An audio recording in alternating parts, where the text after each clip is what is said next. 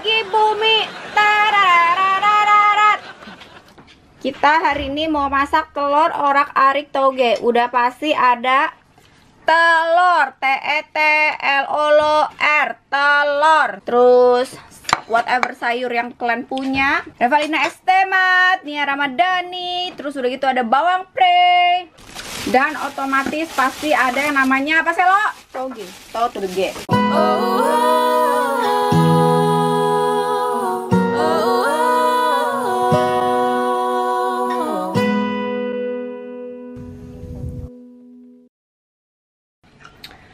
Marilah kita memecahkan TETLOR, telur.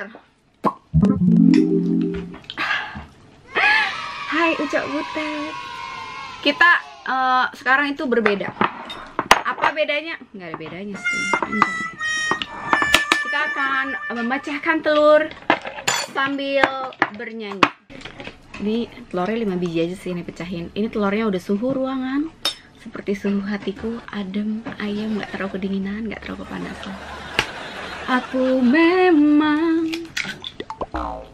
bukan manusia sempurna, tapi ku layak dicinta. Ibu cari judulnya. Hanya hati. Betul. Tulus dan apa adanya, kini biarlah waktu yang jawab semua. Tanya hatiku. Udah nih, habis 5 telur ya. Udah masuk. Ih, goblok, tumpah. Jadi kalau orang memasak itu emang harus baik cincong. Kalau nggak baik cincong, kalau nggak itu nggak keluar, nggak enak. Karena kita di sini nggak pakai mecin, jadi harus ada aji-ajiannya. Kita pakai Himalayan Black Salt. Cukup. Ibu bagi garpu ibu. Sudah saya ada sasisten namanya Yeska, yes to the car. Dikasih lihat tangannya aja, lengannya aja, karena anak muda zaman now kalau disorot-sorot mukanya ngamuk. Kemudian diberikan yang namanya merica, because I love kunyit, turmeric. Kasih turmeric. Nih ngomong begini gara-gara kebanyakan bikin video sama Denny ya. Jadi mulutnya kayak parsley, karena saya suka parsley. Udah selesai, itu doang, gampang. Terus dikocok ya, dikocoknya begini ya, jangan kayak Doni ngajarin yang enggak ngocok telur begini, salah. Begini yang benar, oke? Mari kita ketemu di kompor. Bye. Ini kita pakai minyak goreng kelapa Raka and Lilac ya. Masukin dulu inak-inuknya, segala bawang-bawangan ya, bawang-bawang desperate. Masukin aja semuanya tanpa terkecuali. Ini bawang-bawangnya udah mateng, udah cucok bawang pre.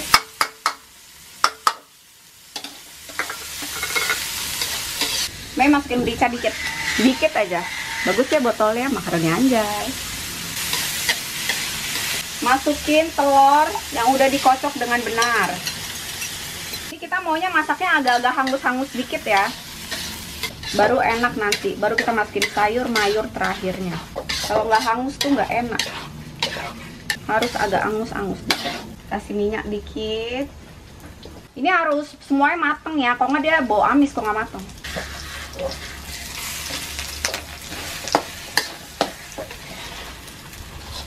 Nah, angus-angusnya nih yang enak justru.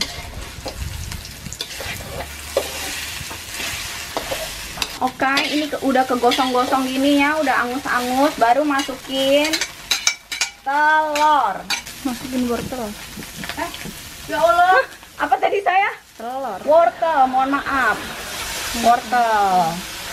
Tuh. Kasih air dikit ya, dikit aja. Kasih air dikit. Dan yang terakhir kita masukkan apa, Selo? Togi. Togi. Wih, apa itu tuh? Togi.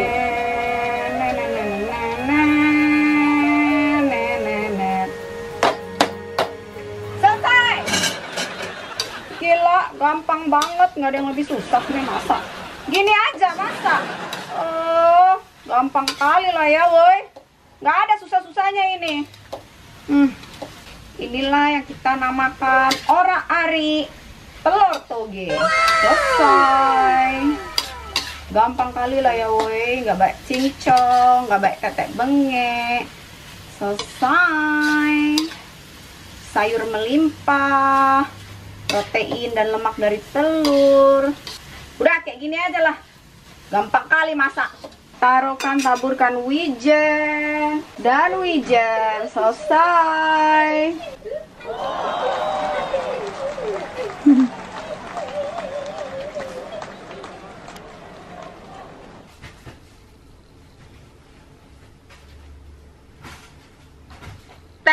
Tema apa yang lagi sekarang hot, Selo? Nggak tahu kan? Itu loh, ghosting. Apakah itu ghosting? Apakah Anda tahu apa itu ghosting? Tidak. Saya juga tiduk tahu. Keluar ya. Pertama kali Mei dengar kata-kata ghosting. Doa dulu. Pertama kali Mei dengar kata ghosting, Mei pikir setan nyetanin gitu kan, ghosting nyetanin. So Mei mikir kayak terminasi apa yang paling cocok, yang paling nyam.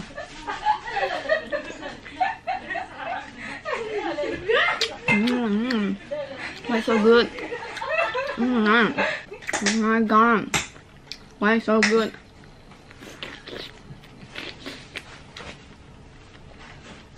Nyatanin lah ya, kayak ngegentayangin gitu loh, ngegentayangin juga gitu kan. But nah, nih ternyata bukan itu. Ngam.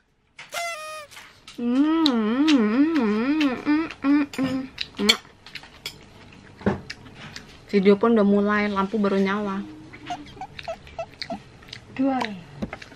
Datang cahaya ilahi. Cahaya ilahi baru datang. Nih ya, awalnya ya, Mei pikir ghosting itu nyetanin. Jadi kalau setan kan kayak selalu menghantui kan. Jadi Mei pikir ghosting itu terkait dengan istilah pihak ketiga. Jadi kayak menyetani. Jadi Mei pikir tuh pelakor yang selalu menghantui hubungan manusia gitu kan. Girls. Ternyata bukan girls.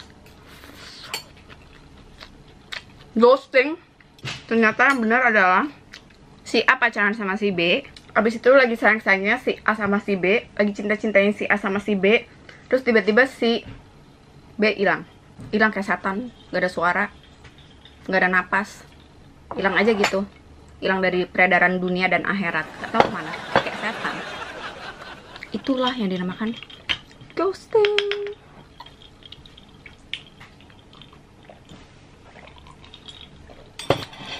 Jadi hilang bagaikan setan. Mei kira kayak ghosting teh pelakor yang nyatanin, yang ngantuin hubungan orang di belakang gitu.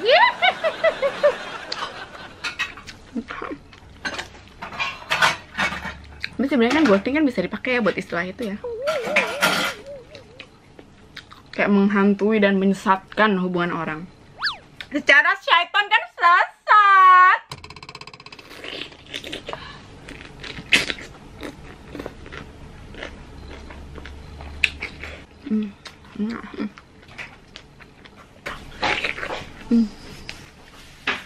Ini lagi hot-hotnya tuh berita soal si Kak itu kan.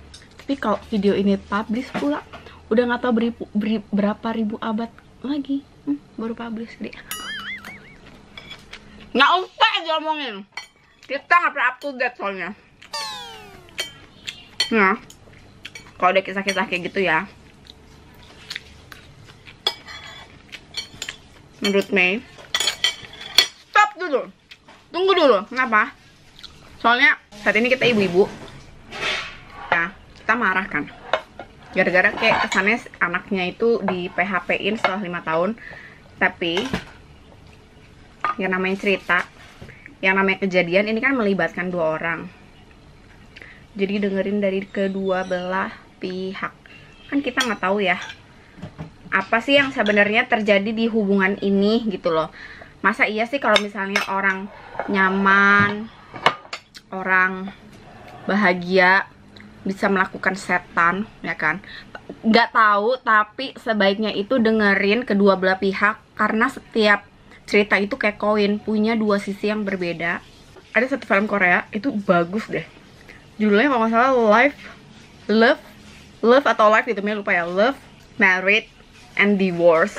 Kayak kita selalu ngelihat kayak gila, ini perempuan baiknya setengah mati, itu laki selingkuhnya sama itu, kayak ngebuang berlian terus ngambil batu kali, selalu kayak gitu.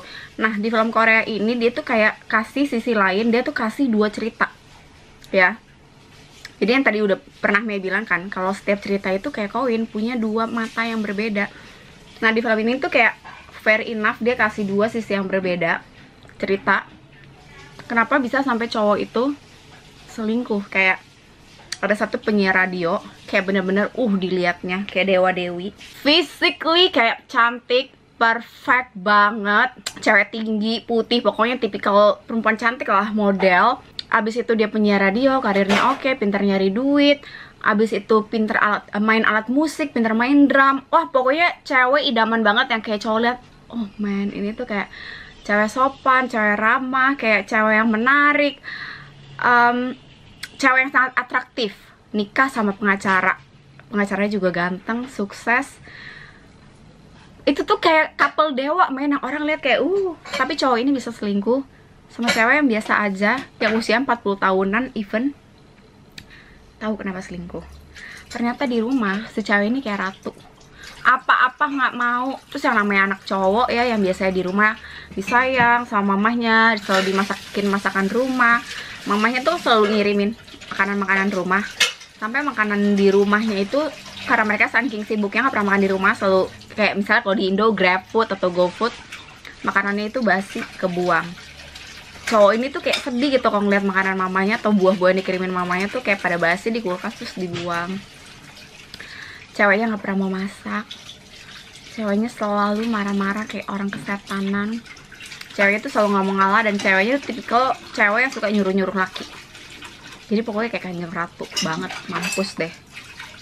Dia selingkuh sama perempuan tuh yang benar-benar sederhana. Perempuan itu yang ngomong dengan nada yang selalu lemah lembut, rendah. Emang jauh lebih tua dan gak secantik dan gak semenarik cewek dia, istri dia. Tapi perempuan ini keibuan, selalu mau masakin buat dia, selalu mau dengerin cerita dia, selalu ngerti, selalu berusaha pahamin dia. Sedangkan bininya tuh kayak apapun nggak mau tahu, pokoknya apapun ya salah, apapun teriak. Jadi kadang tuh kalau kita ngelihat tuh kayak ngebuang berlian, ngambil batu kali, ya iya sih, salah, biar gimana pun tetap salah. Cuman adat kelakuan istri di rumah itu kita kan nggak tahu, kita kan cuma orang luar yang lihat casingnya doang, yang dalamnya tuh kayak apa kan kita nggak tahu. Apalagi ini masih dalam tahap penjajakan, pacaran kan, belum nikah, kan kita nggak tahu kayak apa. Bukan yang ngebelain si Kak, enggak, dia mah salah mah tetap salah lah, nggak ada akhlak, pergi gitu aja. Iya dong, 5 tahun loh, kasihan loh anak perempuan, makanya kan pada ngamuk kan. Cuman kan kita nggak tahu di dalamnya kayak apa gitu loh, seneraka apa hubungan itu, kita nggak tahu ya.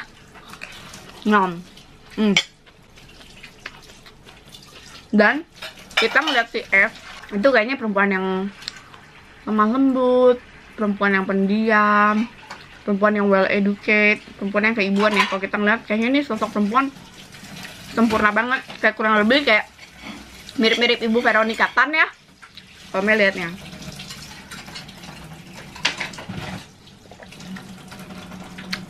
Ini Mei cuman ini ya, bukan peramal, cuman kita tebak-tebak buah manggis saja. Biasanya kalau misalnya perempuan-perempuan yang well educated kayak gitu, mereka kan punya ilmu pengetahuan tentang nutrition, tentang apapun tuh biasanya jauh lebih baik daripada orang-orang yang gak well educated. Apalagi dia tinggalnya di Singapore.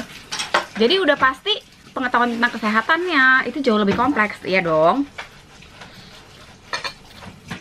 Nggak ada lah. Orang cerita cuci piring. DJ Sablang gasrek bener.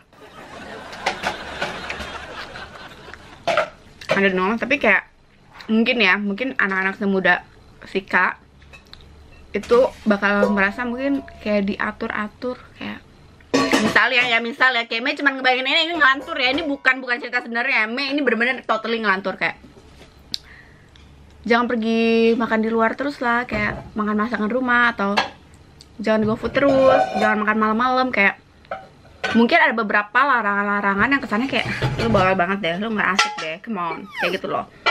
Sedangkan yang baru ini mungkin kayak lebih fun, lebih fearless, lebih kayak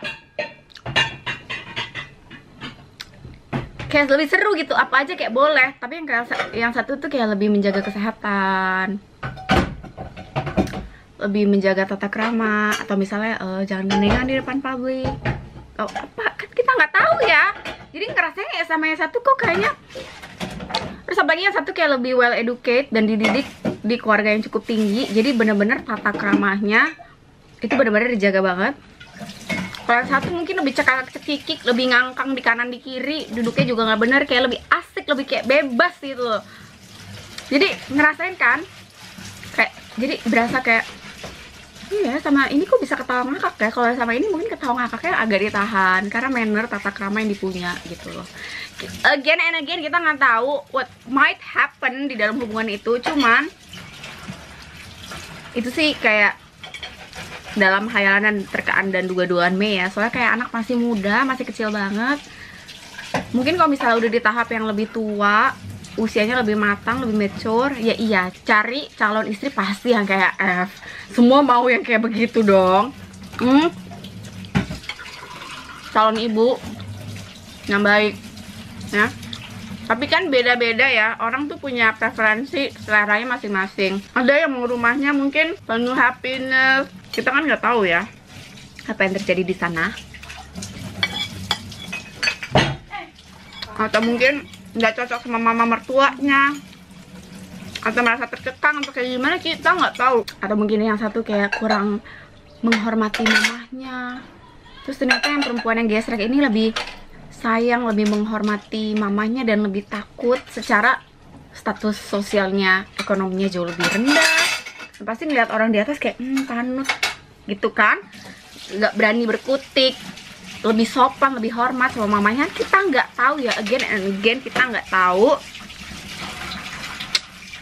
Walaupun si Kak salah tetap salah, tapi setiap cerita itu pasti punya dua sisi cerita yang berbeda. Sekedar mengingatkan ya, sabar, sing eling, sing sabar yo. Dan si Kak ya, kalau menurut si Kak dia bilang ini masalah privacy pribadi apa. Dia tuh lupa kalau dia tuh udah menjadi public figure, mau atau nggak mau, senang atau nggak senang. Dan dia tuh jangan cuma mau enaknya doang, populer, terkenal, dagangannya laku, gampang mau promosiin itu. Nggak enaknya privacy diacak adut juga harus terima. Itu udah satu paket ya. Jadi nggak bisa bilang ini udah sampai, nggak bisa. Kalau mau privacy dari awal jangan nongol ya. Itu konsekuensi dia jadi anak presiden,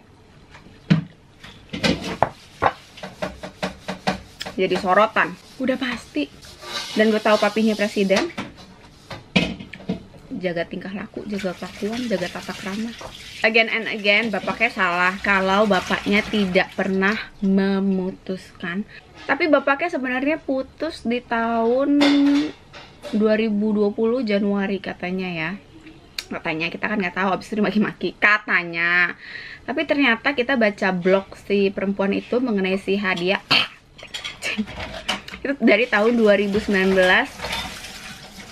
awal ke pertengahan. Berarti memang udah ada niat perselingkuhan ya. Jadi bapaknya salah tetap salah, dan kita nggak tahu apa yang terjadi di hubungan itu. Bapak kek segera datang ke sana dan meminta maaf ya. Jangan permalukan bapakmu, jangan permalukan ibumu ya.